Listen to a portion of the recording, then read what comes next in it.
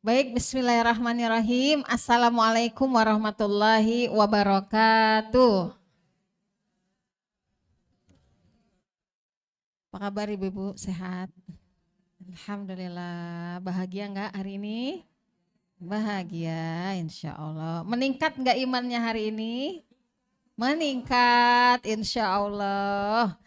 Ya, baik, kita mulai ya. Alhamdulillahirabbil alamin. Alhamdulillah alladzi anzala sakinata fi qulubil mu'minin liyazdadu imana ma'a imanihim. Alhamdulillahilladzi khalaqal mauta wal hayata liyabluwakum ayyukum ahsanu amala. Asyhadu an la ilaha illallah wa asyhadu anna Muhammadan abduhu wa rasuluhu la nabiyya ba'da. Allahumma sholli ala Muhammad wa ala ali Muhammad la haula wa la quwwata illa billah. Alhamdulillah, ibu-ibu yang dirahmati Allah Subhanahu wa taala, tentu segala puji bagi Allah yang menghadirkan hati dan jiwa kita di tempat ini dalam keadaan sehat semuanya ya, alhamdulillah. Karena sehat itu mahal atau murah, Bu? Mahal. Sehat mahal, sakit mahal. Jadi yang murah apa? Bahagia tuh, yang murah bahagia. Mudah-mudahan semuanya bahagia. Amin ya rabbal alamin. Baik, tidak berpanjang kalam, kita lanjut di hadis ke-29 ya, ibu-ibu, hari ini tentang abwabul khair. Jadi pintu-pintu kebaikan ya.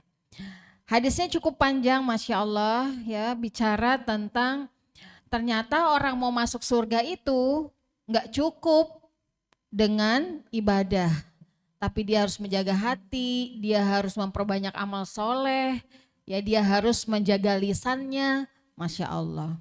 Jadi kalau kita melihat ada orang yang sholat, belum tentu dia itu dijamin masuk surga, apalagi kalau sholatnya ria, sholatnya pengen dilihat orang, ya udah nggak ada nilainya itu ya di hadapan Allah.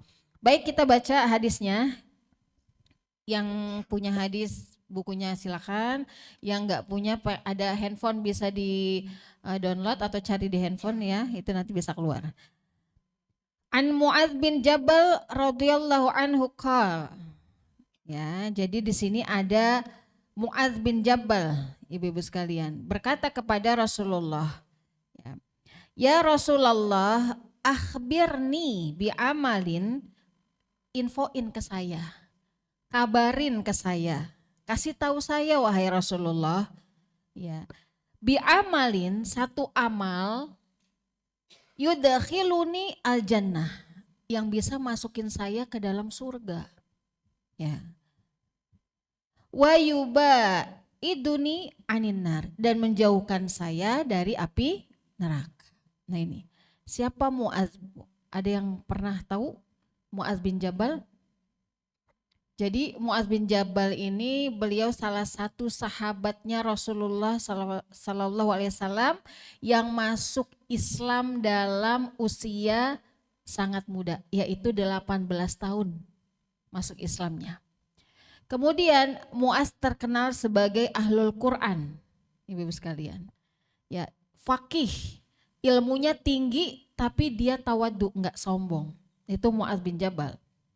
Ya, dan termasuk salah satu sahabat yang dicintai oleh Rasulullah Sallallahu Alaihi Wasallam. Ya, itu Mu'adz. Dia tinggalnya di mana? Di Madinah. Ya, jadi salah satu sahabat Ansor itu Mu'adz bin Jabal. Ya. Dan orang atau sahabat yang paling mengetahui mana hal-hal yang halal dan mana hal-hal yang haram itu Mu'adz. Ya, Mu'adz bin Jabal. Itu Masya Allah gitu. Ahli Quran, ya. Banyak sekali ya lainnya keteladanan dari Mu'adz bin Jabal. Nah, itu. Kemudian Rasulullah menjawab, di sini hadisnya qol, laqad sa'alta an azim wa innahu la yasirun ala may yasarahu Allahu ta'ala ala alaihi ta'budullaha la tusyriku bihi syai'an wa tuqimus shalah wa tu'tiz zakah wa tasumu Ramadan. Ini hadisnya. Wa tahujjul baita. Nah, kemudian beliau menjawab, yang kamu tanyakan adalah satu perkara yang azim wahai Mu'adz. Perkara yang besar gitu ya. Namun akan menjadi mudah bagi orang yang dimudahkan oleh Allah Subhanahu wa taala. Ya. Dan akan menjadi sulit ya bagi orang yang juga disulitkan oleh Allah Subhanahu wa taala karena mungkin dia kufur gitu ya. Dia tidak beriman kepada Allah. Apa itu? Yang pertama, sembahlah Allah. Nah ini Bu. Ya. Ta'budullaha la tusyriku bihi syai'an. Ya, kamu beribadah kepada Allah, kamu nyembah Allah, kamu sholat, ya. Kemudian kamu tidak boleh syirik. Itu pondasinya. Kalau kita mau masuk surga itu Bu, pondasinya itu harus kuat. Apa pondasinya? Akidah. Apa akidah itu? Salah satunya adalah syahadat. Ya. Itu janji kita kepada Allah. Waktu di hadis ke-3 ya kalau nggak salah. Bunyal Islam ala khomsah. Jadi Islam itu adalah sebuah bangunan. Dibangun atas 5 pilar. Pondasinya adalah syahadat. Tiangnya adalah sholat. Ya, temboknya zakat. Atapnya haji. Nah itu. Jadi Bapak sekalian, kalau kita mau masuk surga, syarat pertama itu adalah beriman kepada Allah dengan bersyahadat. Karena syahadat itu adalah janji kita kepada Allah Subhanahu wa taala. Dan semoga sampai wafat kita nanti kita dalam keadaan beriman kepada Allah. Itu menjadi doa kita. Makanya kenapa ada doa Rabbana la tuzigh qulubana ba'da idh hadaitana, ya Allah, jangan Engkau cabut ya Allah iman, hidayah, petunjuk yang udah ada dalam diriku ini. Sampai nanti kita wafat gitu. Karena kalau kita wafat dalam keadaan tidak beriman kepada Allah, nggak mungkin kita bisa masuk surga. Jadi kunci pertama untuk buka surga itu adalah syahadat. Syahadatnya ada 2. Ada syahadat tauhid, ada syahadat rasul. Asyhadu an la ilaha illallah itu syahadat tauhid. Wa asyhadu anna Muhammadar Rasulullah itu syahadat rasul. Nah itu, pondasinya harus kuat. Ya, kenapa Ibu sekalian? Ya, karena banyak kita lihat ada orang-orang yang paginya beriman, sorenya kufur. Ya, naudzubillah. Ada orang-orang yang ya Allah, masya Allah gitu ya, dia ahli ilmu, fakih gitu. Bahkan mungkin ahli hadis, ahli Quran gitu. Tiba-tiba saya pernah ngelihat videonya dia sedang berkhutbah di dalam gereja. Gitu. Nggak tahu berkhutbah atau ceramah gitu ya. Nah itu. Jadi hidayah itu milik Allah. Jadi harus kita jaga. Nah itu. Kita tidak menyembah kuburan, kita tidak menyembah pohon, kita tidak menyembah patung. Tapi ingat, bisa jadi kita menyembah dunia. Ya, nastaghfirullahaladzim ya ibu-ibu. Kadang mungkin kita menghabiskan waktu kita untuk dunia. Kadang kita menjadikan uang itu sebagai Tuhan. Kadang kita menjadikan handphone kita ini sebagai Tuhan. Ya. Menyekutukan Allah, datang waktu sholat nggak segera, masih anteng aja asik di handphonenya. Gitu. Ya, jadi Masya Allah syirik gitu. Ya, kemudian wa tuqimus shalah. As-salatu imaduddin. Tiangnya adalah sholat. Jadi kalau orang yang dia muslim di KTP tapi dia nggak sholat, berarti dia belum Islam. Ya, karena bangunannya nggak ada tiang gimana? Ya roboh ya. Kemudian wa tu'tiz zakah, menunaikan zakat, wa tasumu Ramadan. Dia menunaikan zakat dan puasa di bulan Ramadan. Wa tahujjul bait, kemudian berhaji. Tsumma qol, ya, kemudian apa lagi? Gitu. Lalu beliau bersabda, maukah kamu aku tunjukkan pintu-pintu kebaikan? Ya, kata Rasulullah. Tsumma qol, ala adulluka ala abwabil khair? Ya, nah pintu-pintu kebaikan yang lainnya, pertama adalah kata Rasul as-saumu junnah. Saum itu adalah perisai. Saum itu adalah benteng. Saum itu adalah hijab, ya, antara diri kita dengan dosa. Itu dengan saum caranya. Kenapa? Karena orang sedang saum itu hatinya dilembutkan oleh Allah, lisannya terjaga, ya. Terus ibadahnya pun terjaga. Kita nggak Bu kalau kita lagi puasa. Lagi puasa baca Quran sehari bisa banyak. Bisa berapa Bu? Mungkinlah bisa hari dari 1 juz. Tuh, karena kita sedang saum. Coba kalau kita lagi nggak saum, banyak apanya? Ya, banyak makannya ya kan. Baca Qurannya jadi sedikit. Itu yang disebut dengan as-saumu junnah. Kemudian yang berikutnya adalah was-sadaqatu tudfi'ul khoti'ata kama yudfi'ul ma'an-nar. Ya. Sedekah itu dapat menghapus kesalahan seperti air memadamkan api.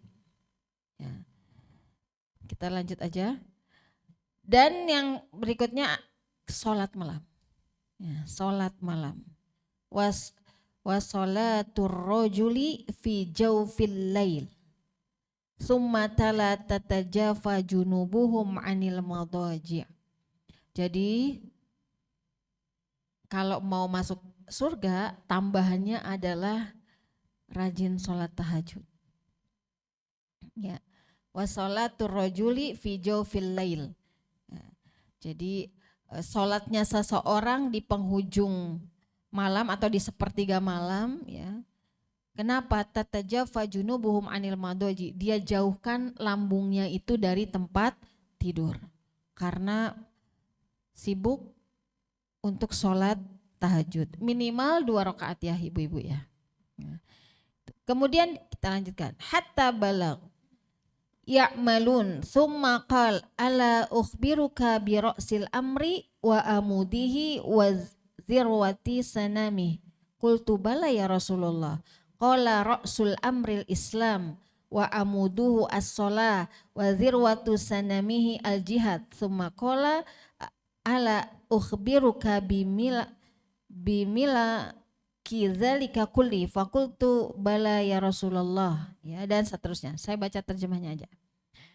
Ya, setelah itu beliau bersabda, kemudian beliau membaca surat As-Sajdah ayat 16 sampai 17. Lalu beliau bersabda, maukah kamu kuberitahu pangkal agama? Pangkal agama itu adalah tiang dan puncak tertingginya. Aku menjawab, mau wahai Rasulullah. Beliau bersabda, pangkal agama itu adalah Islam. Ya. Tiangnya adalah sholat dan puncak tertingginya adalah jihad. Kalau laki-laki jihad mungkin ke medan perang. Tapi kalau perempuan lebih kepada jihad itu melawan hawa nafsu. Karena bisa jadi hawa nafsu perempuan itu lebih besar daripada laki-laki. Lalu beliau bersabda, maukah kalian ku beritahu apa kendali semua itu? Ya, aku menjawab, naam wahai Rasulullah. Ya, beliau menyentuh lisannya seraya berkata, jagalah ini. Jadi Rasul itu sampai nunjuk lisannya, jagalah ini. Gitu. Aku bertanya, wahai Nabi Allah, apakah kita akan disiksa karena perkataan kita? Beliau bersabda, bukankah kebanyakan orang yang terjungkal ke neraka itu akibat dari ulah lisannya? Masya Allah. Nah itu ya ibu-ibu sekalian. Jadi Masya Allah kalau kita lihat hadis ini memang hadis yang sangat dalam tadi ya bahasannya gitu. Ternyata mau masuk surga itu enggak mudah. Ya, bukan hanya dengan sholat. Ya. Baik kita bahas ya satu-satu ya. Ya. Kita akan bahas yang pertama adalah tentang puasa tadi. Kalau sholat udahlah semua orang pasti sholat ya. Nah sekarang tentang puasa. As-saumu junnah. Puasa itu bukan hanya sekedar menahan lapar dan haus ya ibu-ibu. Tapi lebih kepada menahan hawa nafsu. Maka kita lakukan tuh puasa Senin, Kamis, Ayyamul Bid. Kemarin Ayyamul Bid ya. Senin, hari apa tuh? Selasa, Rabu, Kamis. Ya, itu Ayyamul Bid. nanti besok udah datang lagi hari Senin. Gitu. Belum lagi nanti di bulan-bulan tertentu ada itu yang namanya puasa ya, 10 Muharram, ada puasa, ada Tasu'a, ada Asyura dan lain sebagainya. Bahkan mungkin ada di antara ibu-ibu yang melaksanakan puasa Daud. Ya. Ada yang pernah coba Bu puasa Daud? Ya. Gimana rasanya? Masya Allah ya, enak. Yang belum coba, ya nggak harus lama, dicoba dulu lah 2 pekan, nanti udah berhasil tambah lagi 3 pekan, berhasil tambah lagi 1 bulan, gitu. Nanti kalau sudah terbiasa nggak berat insya Allah. Udah nggak mikirin lagi kondangan. Kan kalau kita mau puasa lagi mikirin ya, ngitung. Ntar ini saya puasa hari Sabtu, hari hari Kamis puasa, hari Jumat enggak, hari Sabtu puas. Aduh ada kondangan lagi hari Sabtu, gimana ini gitu. Ya, itu nggak berlaku. Bagi orang yang sudah niat puasa Daud, maka dia nggak boleh iftar, dia nggak boleh buka, walaupun dia kondangan. Gitu. Nah, iya kecuali puasa sunnah Senin Kamis. Nah, misalnya gini Bu, Ibu puasa Senin Kamis tuh. Tiba-tiba ada sahabat atau keluarga yang ngundang acara, undangannya udah jauh hari, 1 pekan atau 2 pekan sebelumnya. Wah jatuh, ini hari saya puasa ini gitu. Gimana ya, saya puasa atau enggak? Apa yang Ibu lakukan? Puasa atau enggak? Sebaiknya enggak. Ya, kenapa? Karena pertama undangan itu datangnya udah jauh hari. Ya, undangannya berarti saya nanti hari Senin enggak puasa karena saya diundang. Pertama menghadiri undangan saudaranya itu wajib hukumnya. Yang kedua menghormati tuan rumah itu pun wajib. Ya, kecuali kalau dia undang kita mendadak. Iya, kalau mendadak ya kita dalam keadaan saum, apa kira-kira Bu yang Ibu lakukan? Tetap saum atau buka? Ya, tetap saum. Ya, kalau mendatang tetap saum. Tapi kalau undangannya udah dari jauh hari kan kita udah bisa siapkan. Gitu. Nah itu ya. Puasa menjadi perisai yang melindungi seseorang itu dari api neraka, ya dari syahwat, dari maksiat, dari amarah, dari bisikan-bisikan syaitan. Ya, asyamu junnah itu yang dimaksud asyam junnah gitu ya. Kenapa kita dianjurkan untuk memperbanyak puasa ibu-ibu sekalian? Karena dengan puasa itu kita akan tadi lebih mudah ya menjaga emosi kita, menjaga hati kita, menjaga akhlak kita, menjaga lisan kita. Lisan yang tadi disebut ya di akhir hadis ini yang ngatur kita mau masuk surga atau mau masuk neraka itu tergantung dari lisan kita. Jadi hati-hati dengan lisan gitu. Dia ahli ibadah, sholat mah Masya Allah. Sholat sunnah banyak, kemudian tahajud gak pernah tinggal. Tapi lisannya seringkali menyakiti tetangganya. Nah gak bisa juga itu masuk surga ya. Gitu. Apalagi kalau lisannya menyakiti hati suaminya, orang tuanya, anak-anaknya. Na'udzubillah. Gitu. Padahal dia ahli ibadah. Gak pernah absen datang ke majelis taklim. Ya. Ada gak Bu yang kayak gitu? Di luar sana mungkin ada, kalau di sini nggak ada. Ya, karena saya ada dengar ya jamaah saya itu kalau saya ngisi di perkampungan itu ada bilang gini, itu si ibu fulan rajin, ya ngajinya gitu. Tapi ternyata pekerjaannya ustazah katanya sayang banget pekerjaannya. Kenapa dengan pekerjaannya saya tanya? Dia jadi rentenir. Padahal ngajinya rajin Bu. Ya mungkin tuntut apa ya kebutuhan ekonomi kali ya, tekanan ekonomi gitu. Ya terpaksa gitu, padahal mah rajin, sayang. Saya bilang ya harus dibantu cariin kerjaan supaya dia tidak melakukan pekerjaan itu terus menerus ya. Jadi intinya puasa itu melatih kita untuk bisa mengendalikan diri. Nah itu. Ya, kemudian yang berikutnya adalah sedekah tadi. Sedekah itu bisa memadamkan dosa. Ya, jadi Rasul mengibaratkan sedekah seperti air yang memadamkan api gitu. Ya, karena api itu bisa mati disiram pakai apa Bu? Air, ya bisa mati gitu ya. Dalam surat Al-Baqarah ayat 271 ibu sekalian, Allah berfirman, jika kamu menampakkan sedekahmu maka itu baik. kita bersedekah, kita tampakkan. Mungkin tujuannya itu supaya bisa memotivasi orang lain, ya supaya dia juga ikut-ikutan. Nggak apa-apa, ya nggak apa-apa.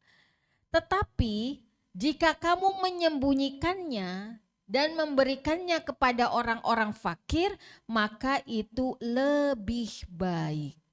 Ya, kalau tadi kita bersedekah ditampakkan itu baik.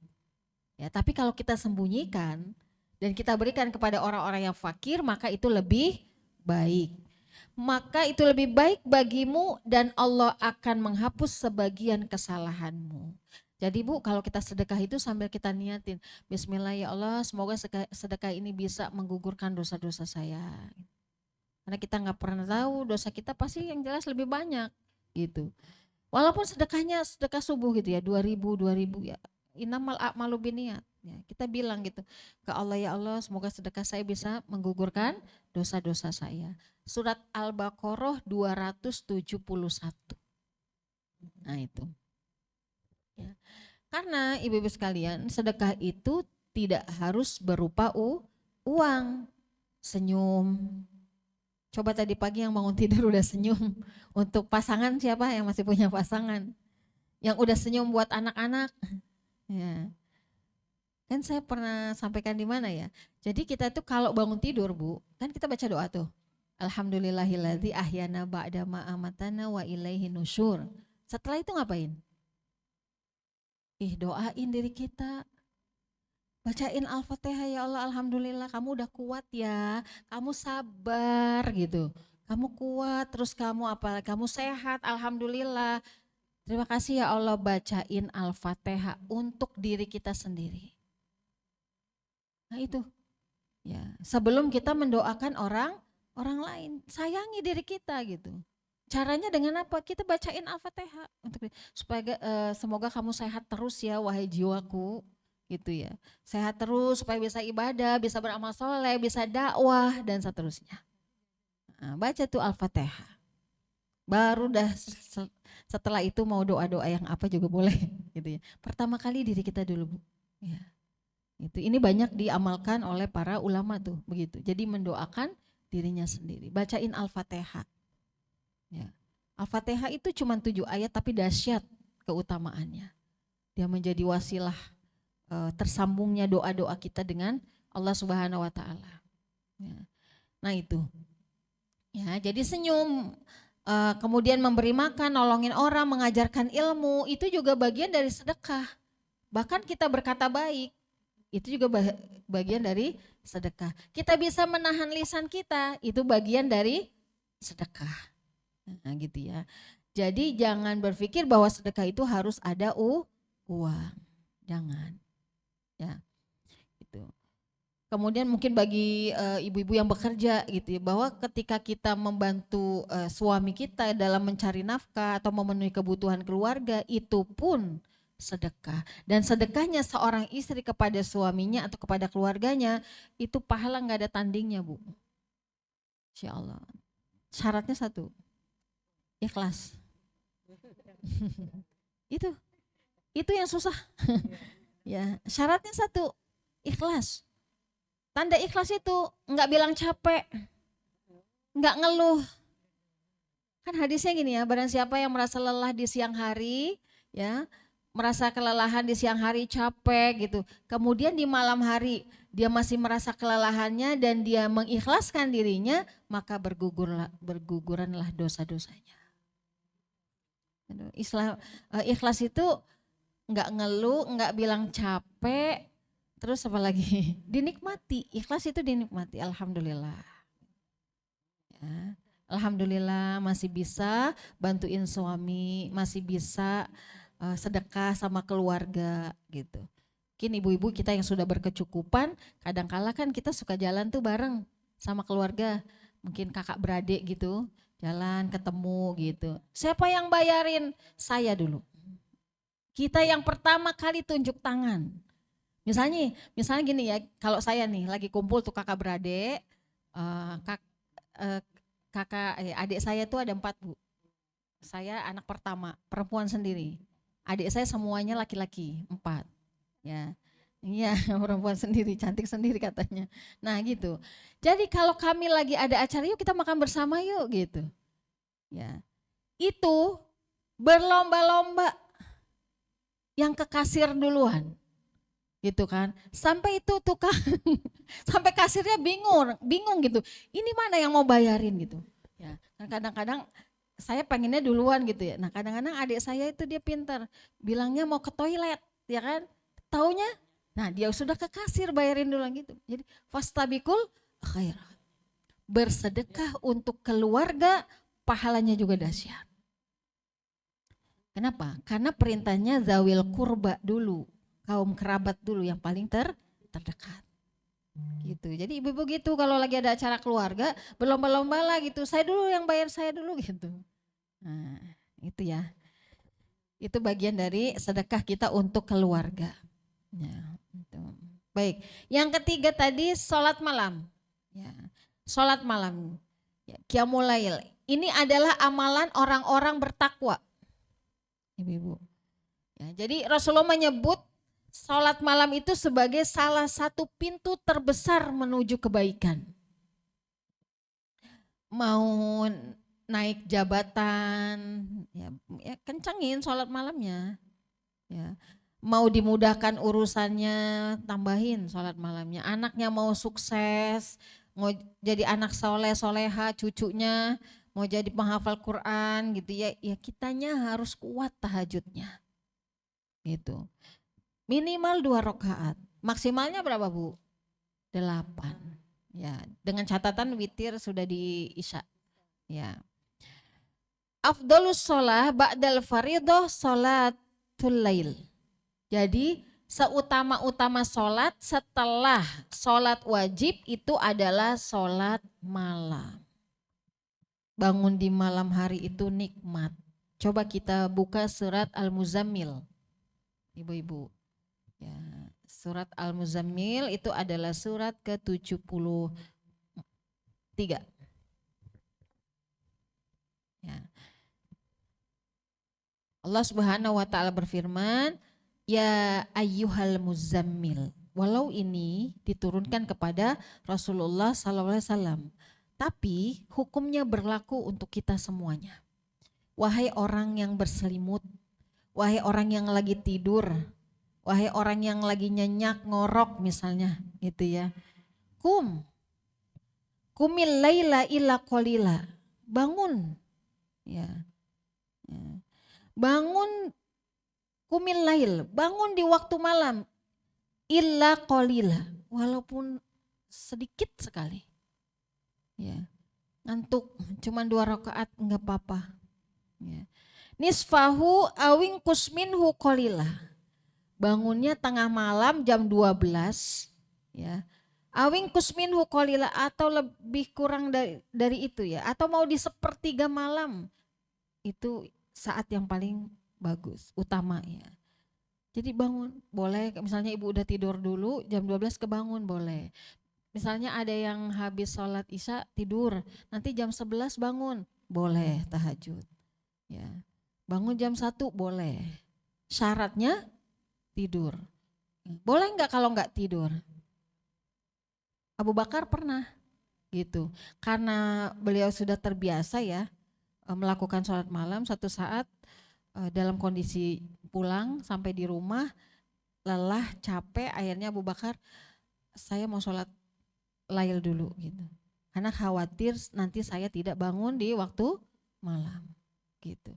Tapi ini hanya berlaku bagi orang yang memang setiap hari tahajud. Lah kalau kita tahajudnya sebulan sekali ya nggak berlaku, ya nggak berlaku gitu. Auzid alaihi waratilil Qur'ana tartila. Terus kalau udah bangun sholat, selesai sholat ngapain? Ambil Quran, baca Quran Bu. Pasti saya jamin dah, ibu-ibu kalau baca Quran di waktu malam suaranya paling merdu. Karena nggak ada orang yang lain. Ya, nggak ada suara lain ya kan? Ya. Auzid alaihi waratilil Qur'ana tartila. Tambah. Ya, dengan baca Quran, baca Qurannya secara tartil. Inna sanulqi alaika qaulan tsaqila. Karena kata Allah besok kamu punya tugas yang berat. Ya. Jadi punya tugas yang berat. Inna nasyi'atal laili hiya asyaddu wata'au wa aqwamu qila inna laka fin nahari sabahan tawila wadhkurisma rabbika watabattal ilaihi tabtila. Kemudian banyak berdoa ya kepada Allah karena waktu malam itu adalah waktu yang sangat pas buat kita berkholwat dengan Allah, bermesra-mesraan dengan Allah, berdua-duaan dengan Allah, curhat sama Allah. Itu di mana? Di waktu malam, saat semua orang tidur. Iya, bisa nangis. Apalagi kalau lagi ada masalah. Ya, kalau lagi ada masalah itu mudah banget baru bilang ya Allah gitu udah bisa nangis. Gitu. Ya.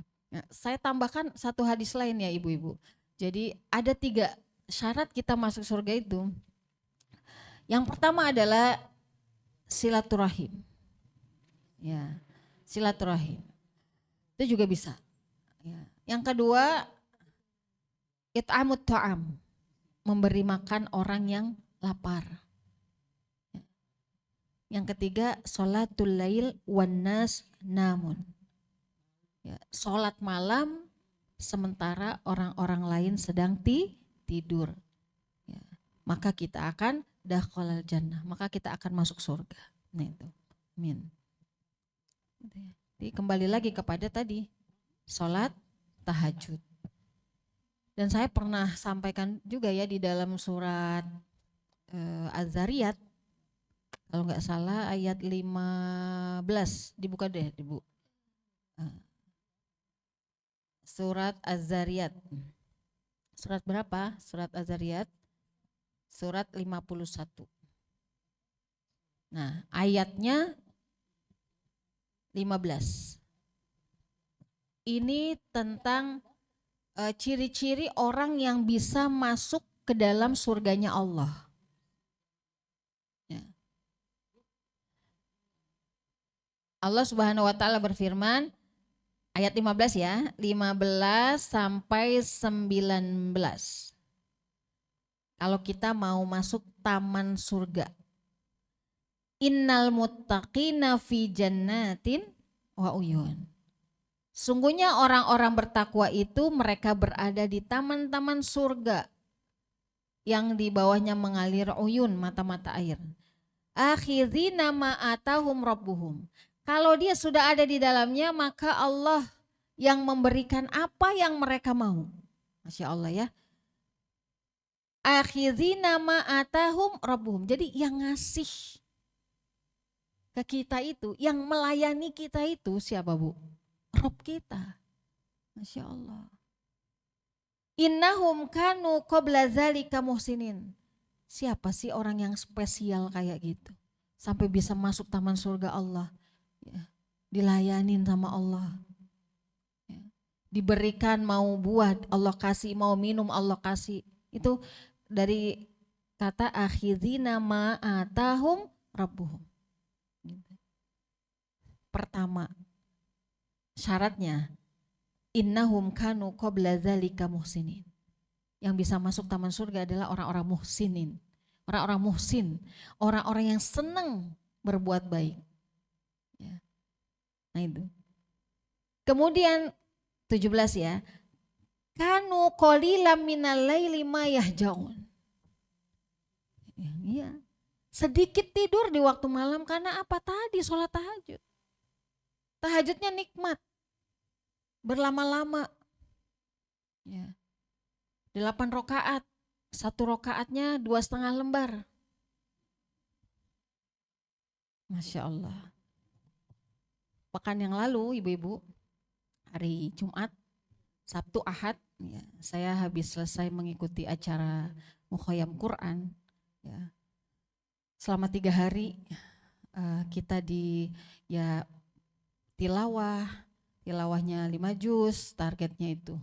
Kemudian setor hafalan, ya murojaah, dapat tausiah tauji tentang Quran gitu. Qiyamul lailnya 1 malam berapa juz Bu?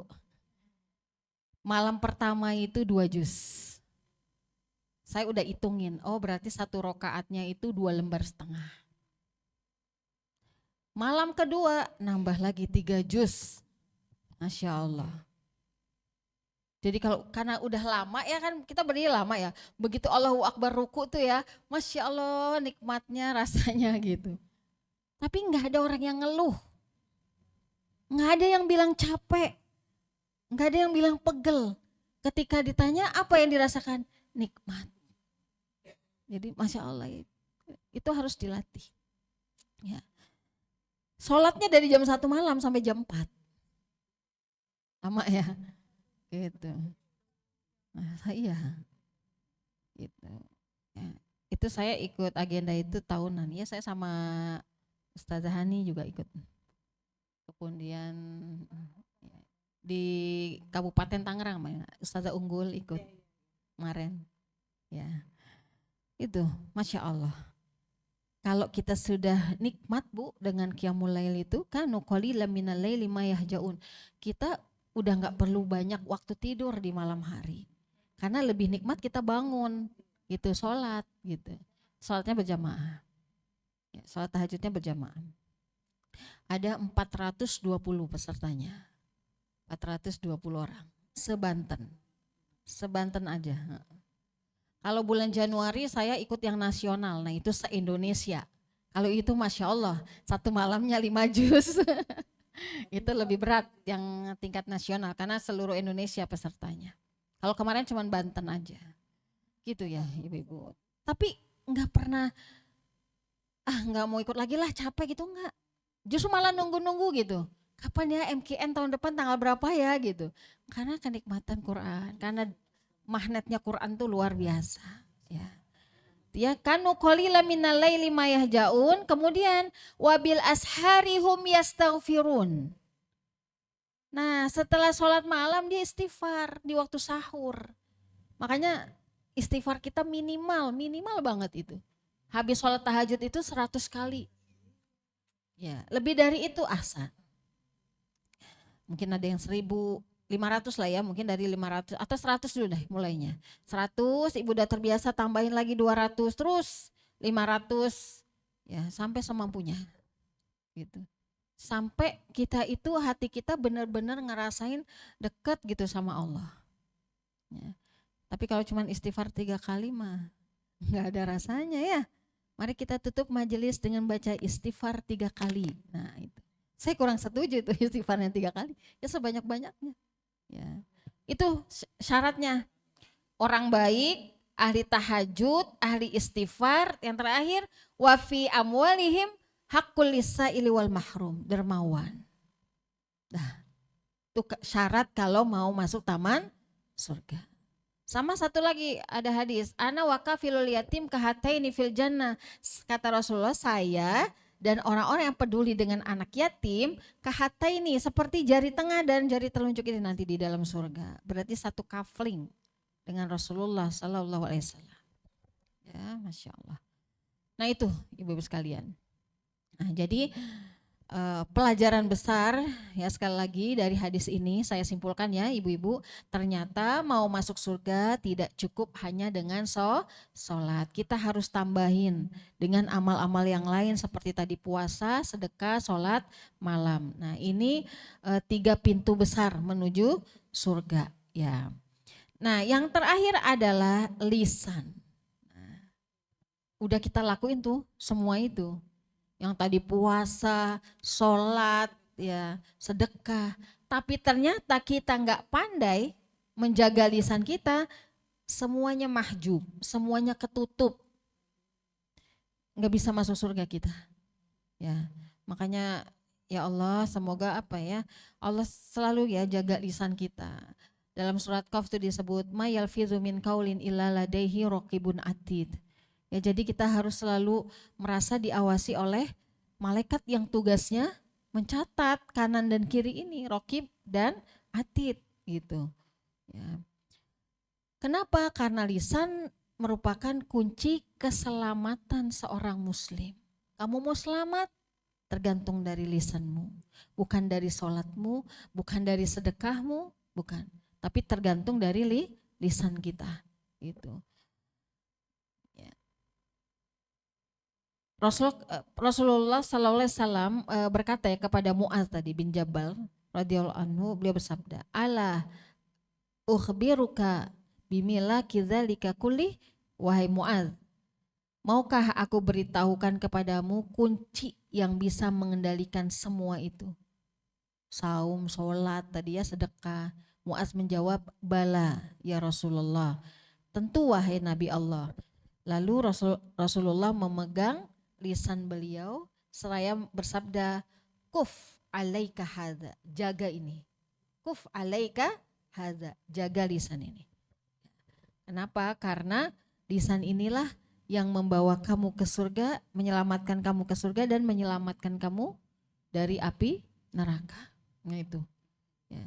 Kemudian Muaz bertanya lagi, "Ya Nabi Allah, wahai Nabi Allah, apakah kita nanti akan diminta pertanggungjawaban atas apa yang sudah kita ucapkan?" Beliau menjawab, "Celaka engkau wahai Muaz. Bukankah yang paling banyak menyeret manusia ke dalam neraka dengan wajah atau hidung mereka adalah hasil dari lisan mereka?" Kata Rasulullah. Ya. Jadi bukankah yang paling banyak menyeret manusia ke dalam neraka dengan wajah dan hidung? Jadi kita tuh telungkup ya ibu-ibu, wajah hidung digeret, diseret gitu ya, masuk ke dalam neraka itu karena lisan. Auzubillah ya. Makanya ini menjadi sesuatu yang perlu kita perhatikan ya, termasuk saya ya. Kenapa? Karena lisan itu adalah cerminan hati ya. Insya Allah kalau hati kita lagi baik, maka yang diucapkan juga baik. Tapi kalau hati kita lagi nggak enak, lagi kesel, lagi sebel sama orang, lihat, pandai nggak kita ini mengendalikan lisan kita? Ya sementara kan hati kita nggak selalu baik-baik aja ya.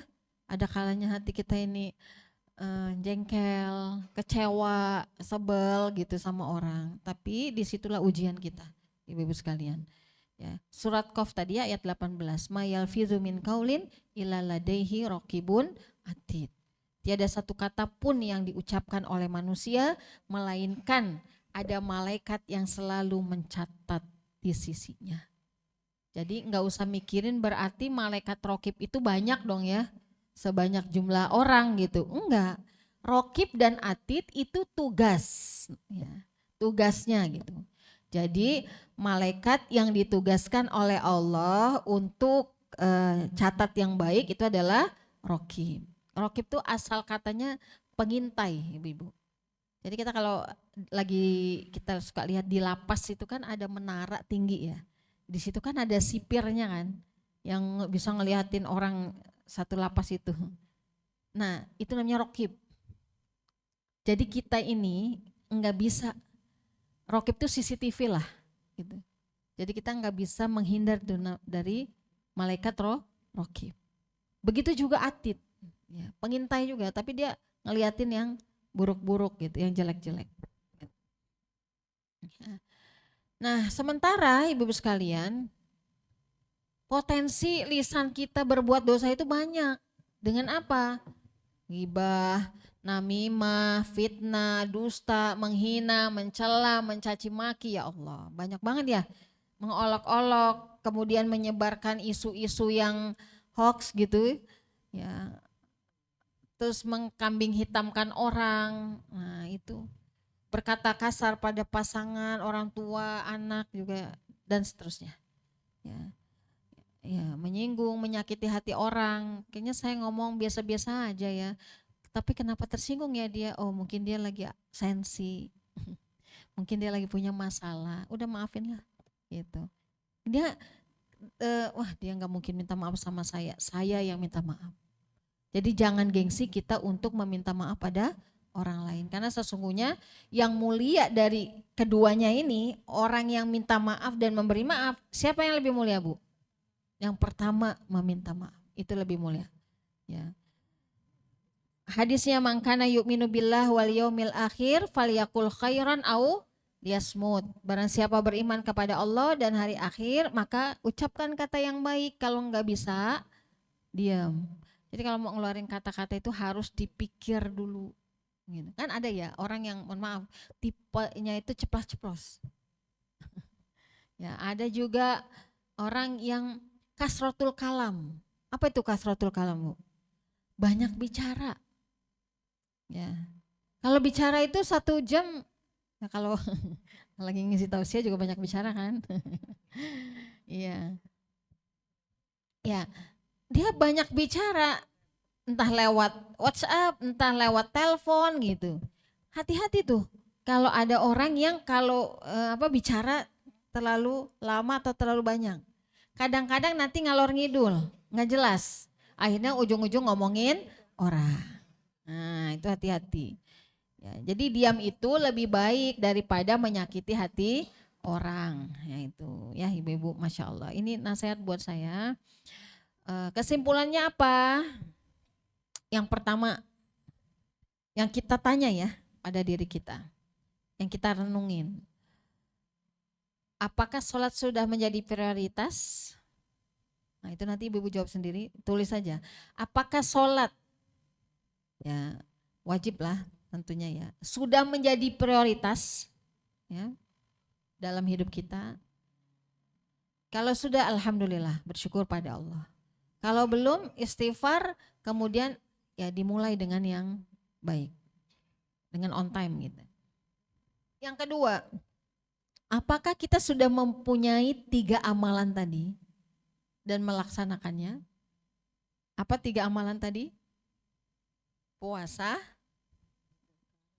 ya, terus sholat malam, sedekah. Puasa, sholat malam, sedekah.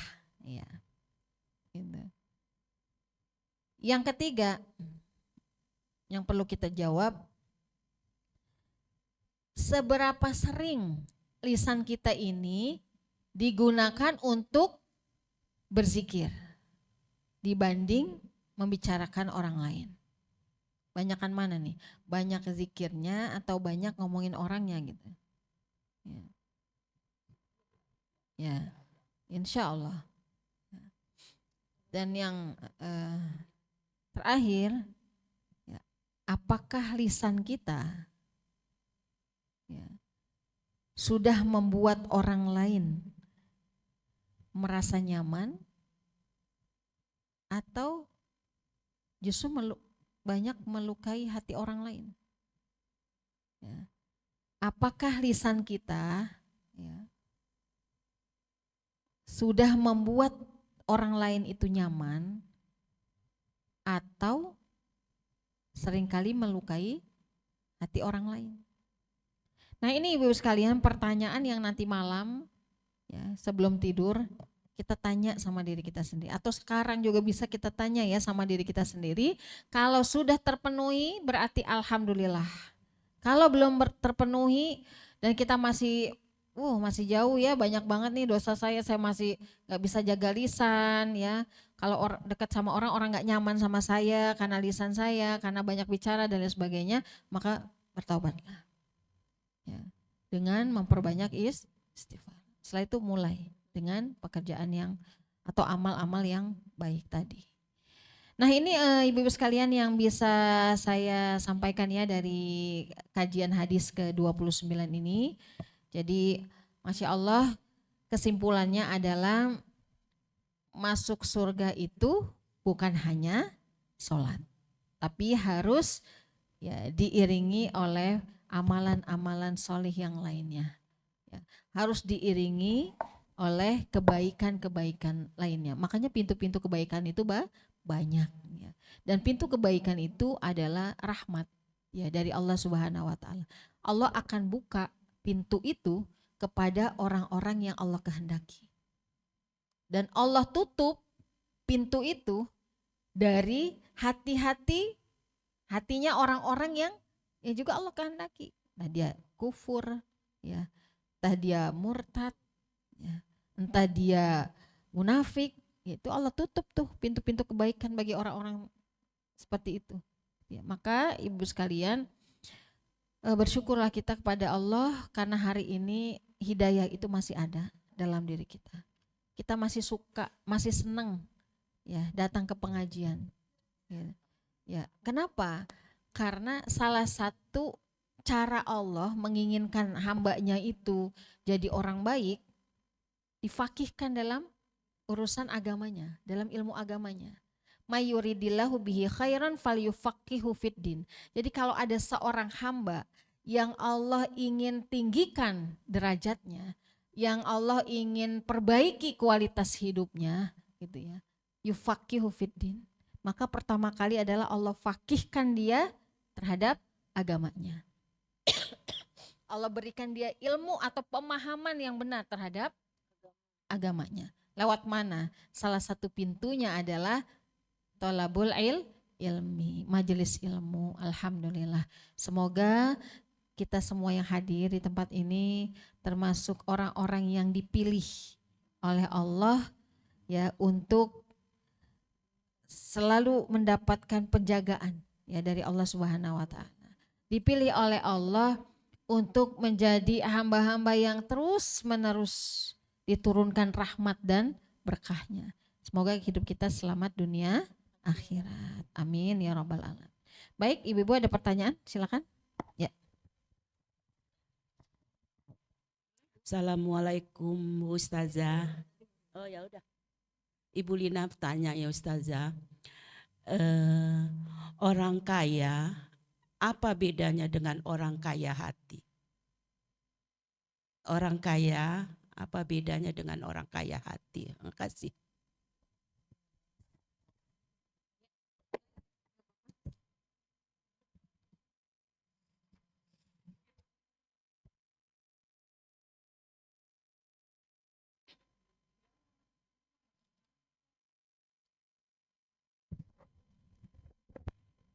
Ya, pertanyaan pertama tentang apa bedanya orang kaya harta, ya kan maksudnya kaya harta dengan kaya hati ya. Itu beda. Kalau kaya harta itu duniawi. Ya, jadi hidup seseorang itu berorientasi pada dunia. Itu dia akan kaya harta. Gitu.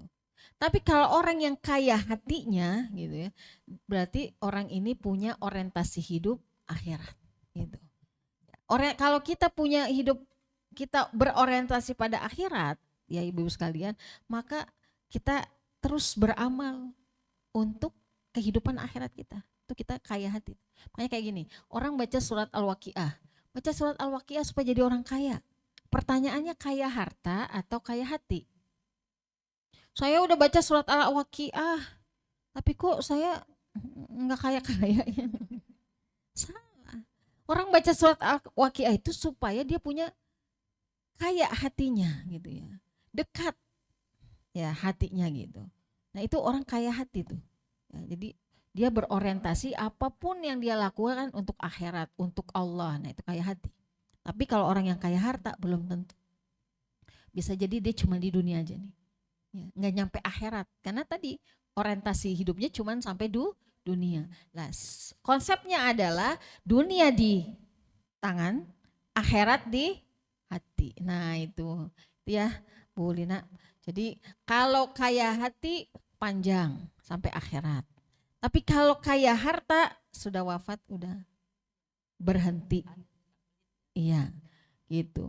Biasanya orang yang kaya harta ya dia tentu punya sifat-sifat ya. Salah satunya adalah bakhil, asyuh gitu karena dia khawatir hartanya itu habis atau hilang gitu. Tapi kalau orang yang kaya hati dia nggak pernah merasa habis, nggak pernah merasa selesai gitu, nggak, terus panjang gitu.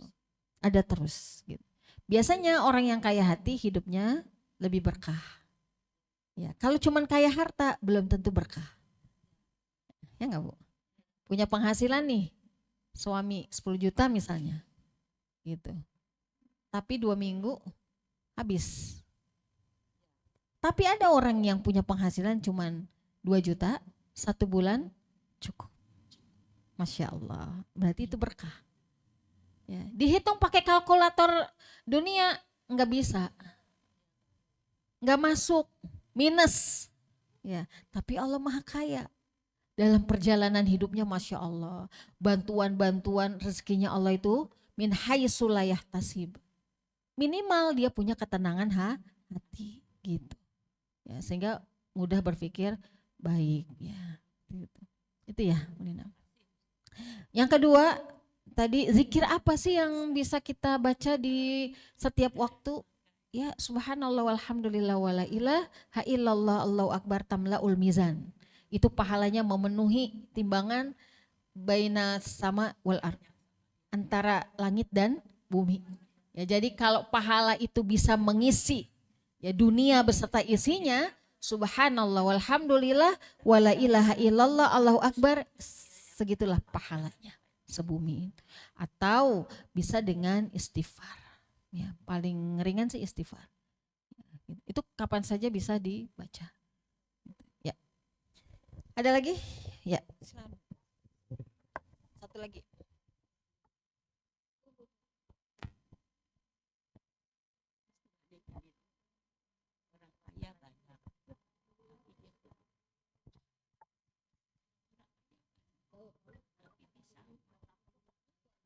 Tapi memang pertama-tama berat ya Ustazah.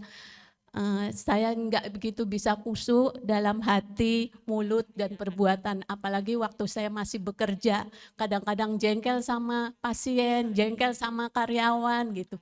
Tapi setelah saya pensiun, saya merasa alhamdulillah itu sudah enak. Jadi kalau saya nggak puasa Daud, malah ada yang kurang dalam diri saya gitu. Masya Allah. Ya. Yang satu lagi saya mau tanyakan, setiap saya sedekah subuh itu, jadi saya ada kotak setelah sholat subuh atau setelah mandi sebelum sholat subuh saya masukkan dulu itu. Saya peruntukkan kepada orang tua saya yang sudah almarhum. Apa boleh Ustadz? Boleh. Ya, Oh, iya. boleh. Jadi kalau sedekah itu diniatkan untuk siapa aja. Oke. Ya, baik yang sudah wafat ataupun yang masih hidup gitu. ya. Innamal a'malu binniyat. Ya insya Allah nanti akan nyampe wa innamal likulli imri'in ma nawa. Jadi pahala itu didapatkan sesuai dengan apa yang kita niatkan tadi ya. Insya Allah bisa. Satu lagi Ustadz, alhamdulillah saya juga sudah tahajudnya sudah rutin. Jadi Alhamdulillah. jam 3 saya bangun. Kadang-kadang kalau enggak puasa ya saya langsung mandi tahajud. Kalau puasa ya saya sholat sunnah dulu baru sahur. Nah saya biasanya itu Ustazah, saya sholat tobat dulu, tahajud, hajat baru witir. Apa boleh itu? Ya boleh untuk sholat hajat ya. Tobat dulu. Sholat taubat, sholat hajat itu tidak ada waktu khusus. Oh, Jadi bisa dilakukan sebelum iya. tahajud Iya. ya, atau setelah sholat duha Oh, iya. pagi hari bisa. Baik. Gitu, Baik, ya, terima ya. kasih Jadi itu Ustazah. boleh. Ya. Biasanya memang gitu kalau orang, termasuk orang tua saya itu ya, runutannya begitu. Taubat dulu ya kan, kemudian tahajud, setelah itu hajat. Gitu. Di waktu malam. Kalau misalnya kita agak berat melakukannya di waktu malam, bisa setelah sholat duha. Ya, sholat duha. Karena setelah sholat duha itu waktu yang paling enak sebenarnya. Gitu. Ya memang sih harus masak, ya harus beli sayur ke tukang sayur gitu. Ya tapi itu mah bisa diatur lah gitu. Ya. Yang doa apa? Ya, semua sholatnya minimal 2 rakaat. Ya. Baca suratnya Al-Fatihahnya sama kayak kita sholat dua.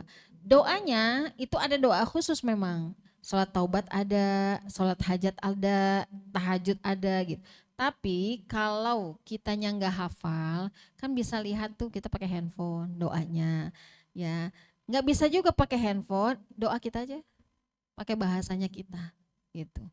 Ya, jadi kalau doa hajat itu kan doanya gini ya, Allahumma inni as'aluka mujibati rahmatik wa azaima maghfiratik wal ghanimata min kulli birrin wassalamata min kulli ismin Allahumma la tada' lana zamban, dan seterusnya. Nanti di akhir itu ada apa tuh permohonan kita, hajat kita gitu.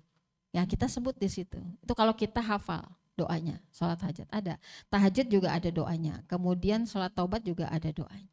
Kalau nggak hafal, jangan nggak sholat taubat dan nggak sholat hajat ya, tetap aja sholat pakai bahasa Indonesia doanya, boleh ya, insya Allah. Baik, ada lagi, silakan Bu Yuni. Ustazah mau nanya, kan puasa Daud itu saya misalnya Senin, Rabu, Jumat. Nah Kalau Sabtunya misalnya kan di rumah tuh misalnya ada suami ya. Malamnya kan misalnya apa kita kan ngomong dulu sama suami. Nah, jadi Sabtunya begitu kumpul keluarga gitu kan jadinya kita kan nggak puasa ya. Lanjut lagi ke Selasa gitu ya. Selasa, Kamis, Sabtu. Nah, tiba-tiba Sabtu ada acara kita mulai startnya lagi ke Senin apa yang ke Minggu. Minggu. Jadi berarti kan jadwal pertamanya misalnya Selasa, Kamis, Sabtu. Iya. Nah, Sabtu. Nah, Sabtu kan minggunya kumpul keluarga tuh misalnya ada acara suami anak-anak. Nah, berarti saya start lagi ke Senin. Senin apa Iya, ke kalau mau ulang lagi, mulai lagi berarti dari Senin. Senin? Tapi kalau misalnya mau lanjut berarti Sabtu ya? Sabtu. Heeh, gitu. Jadi bukannya misalnya kan jadwalnya Senin, Rabu, Jumat. Ya. Nah, pas Sabtu itu kita ada acara. Nah, berarti kita start lagi ke Senin lagi balik lagi Senin, Rabu, Jumat apa ke Minggu. Minggu? Iya, Senin Minggu. aja. Senin Ya, aja iya, nih. Jadi heeh. minggunya bisa ini. Benar. Lebih baik Senin. Kenapa? Karena Senin dan Kamis itu adalah dua waktu yang semua amal kita dilaporin ke Allah. Gitu. Maka kata Rasulullah, aku senang pada saat amalku diangkat, aku dalam keadaan saum gitu. Ya, jadi dari Senin aja. Gitu. Mm-mm.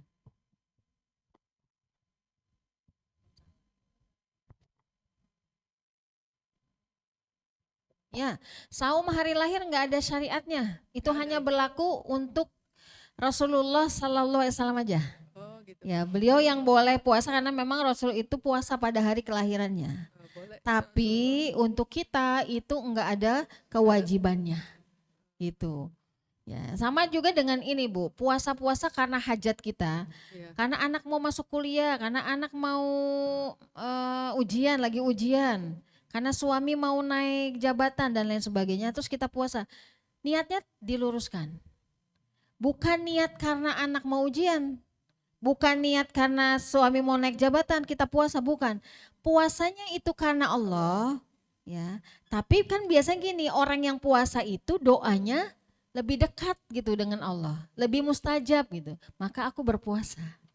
Nah, jadi supaya saat kita berpuasa, kita kan banyak doanya tuh, anak saya ya Allah mau masuk kuliah fakultas apa gitu ya, jurusan apa, di mana gitu kan bilang tuh ke Allah gitu. Nah, saya pengen ketika saya doa dalam keadaan puasa, karena doa orang berpuasa itu nggak ada batasnya, gitu ya. Jadi jangan niat puasa karena anak ujian. Ya, sama juga jangan sampai ibu niat puasa karena pengen nurunin berat badan. Iya, ya puasanya mah karena Allah. Kalaupun dengan puasa turun berat badannya itu bonus, ya gitu. Ya, itu namanya tajdidun niyah, ya memperbaharui niat, ya gitu. Kenapa? Innamal a'malu biniat wa innamal likulli imri'in manawa. Sesungguhnya amal tergantung dari niatnya dan seseorang mendapatkan pahala atau ganjarannya tergantung dari apa yang dia niatkan. Nah itu.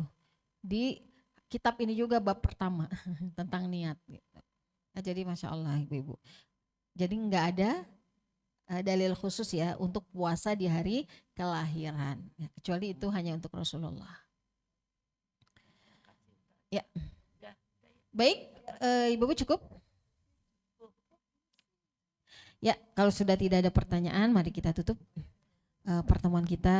Sama-sama kita bermunajat ya Ibu-Ibu kepada Allah Subhanahu Wa Taala, karena tentunya dosa-dosa kita ini lebih banyak ya dibanding dengan kebaikan-kebaikan yang kita lakukan. Ustazah, maaf, mohon kiranya untuk memimpin doa juga untuk Ustazah Tia Iya. yang lagi sakit. Ya. Ya, Ibu sekalian ya kita mengirimkan Al-Fatihah untuk Ibu Tia, ya, Ustazah Rahmatia, ya. Beliau sebenarnya teman saya, cukup dekat. Saya ada di satu grup juga ya dengan beliau gitu. Yang sedang diuji sakit ya oleh Allah Subhanahu Wa Taala, semoga sakitnya bisa menggugurkan dosa-dosanya, bisa meninggikan derajatnya ya di hadapan Allah. Semoga Allah ringankan rasa sakitnya dan Allah angkat penyakitnya, diberikan kesembuhan dengan kesembuhan yang terbaik ya menurut Allah. Al-Fatihah. أعوذ بالله من الشيطان الرجيم. بسم الله الرحمن الرحيم.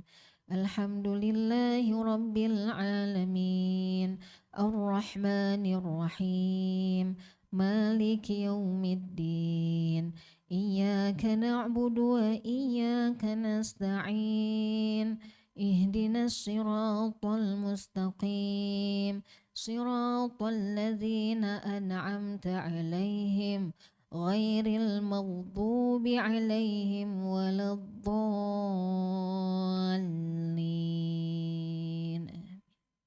نستغفر الله العظيم الذي لا إله إلا هو الحي القيوم وأتوب إليه.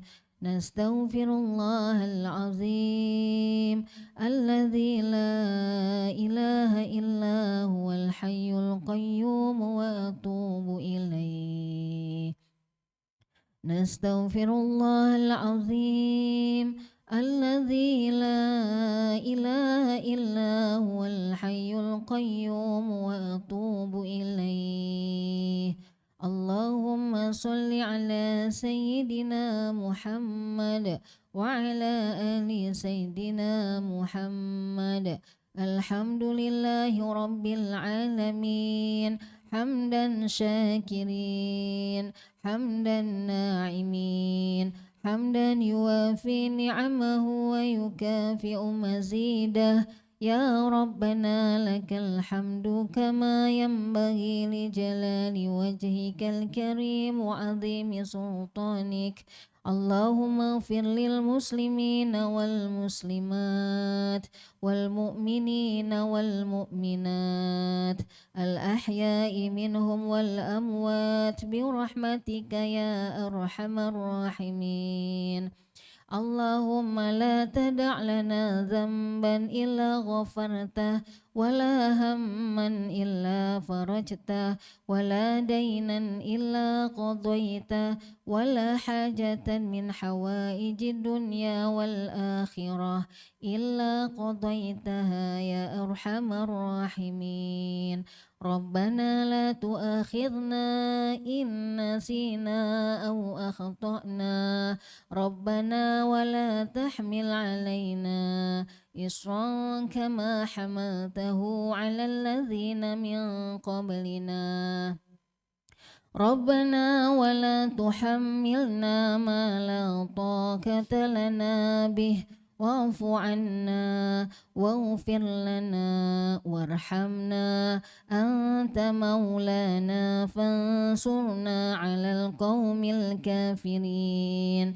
اللهم إنا نسألك الهدى والتقى والعفاف والغنى. اللهم إنا نسألك رضاك والجنة ونعوذ بك من سخطك والنار. ربنا هب لنا من أزواجنا وذرياتنا قرة أعين واجعلنا للمتقين إماما. ربنا اغفر لنا ذنوبنا ولوالدينا وارحمهما كما ربونا صغارا. ربنا تقبل منا إنك أنت السميع العليم وتب علينا إنك أنت التواب الرحيم. ربنا آتنا في الدنيا حسنة وفي الآخرة حسنة وقنا عذاب النار. سبحان ربك رب العزة عما يصفون وسلام على المرسلين والحمد لله رب العالمين. Amin amin ya rabbal alamin. Kebaikan tentu milik Allah, semua menjadi hidayah petunjuk buat kita bersama. Kurang salah hilap tentu datang dari saya. Mohon dimaafkan ibu-ibu sekalian, mohon maaf lahir batin. Assalamualaikum warahmatullahi wabarakatuh.